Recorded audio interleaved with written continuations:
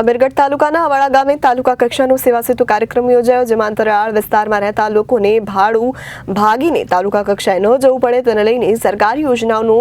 ઘર આંગણે સીધો લાભ મળી રહે તે હેતુથી ભારત સરકાર દ્વારા તેમજ ગુજરાત સરકાર દ્વારા સેવા સેતુ કાર્યક્રમ કરવામાં આવી રહ્યા છે। અમીરગઢ તાલુકાના અવાડા ગામે તાલુકા કક્ષાનો સેવા સેતુ કાર્યક્રમ યોજાયો, જેમાં અંતરિયાળ વિસ્તારમાં રહેતા લોકોને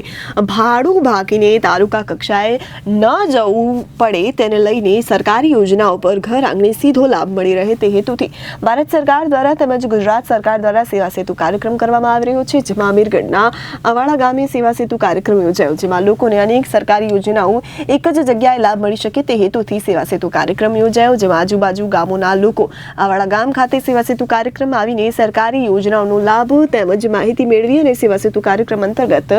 મામલતદાર તેમજ અમીરગઢ નાયબ મામલતદારશ્રીઓ, તાલુકા વિકાસ અધિકારી પિંકીબેન તેમજ અવાડા ગ્રામ પંચાયતના સરપંચ ભરતભાઈ તેમજ અમીરગઢ વિસ્તરણ અધિકારી આશીષભાઈ, પશુ અધિકારી જોશી સાહેબ તેમજ વહીવટી અધિકારી તાલુકા કમ મંત્રી, ગ્રામ સેવકો, મેડિકલ ઓફિસર તેમજ સંપૂર્ણ સુરક્ષા કેન્દ્રના સ્ટાફ,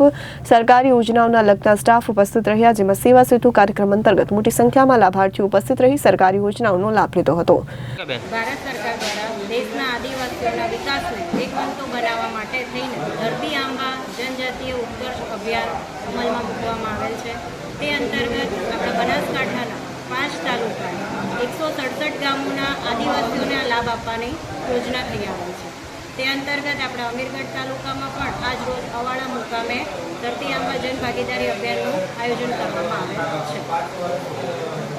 રિપોર્ટર ભરત પટેલ, જનાદેશ ન્યૂઝ, બનાસકાંઠા।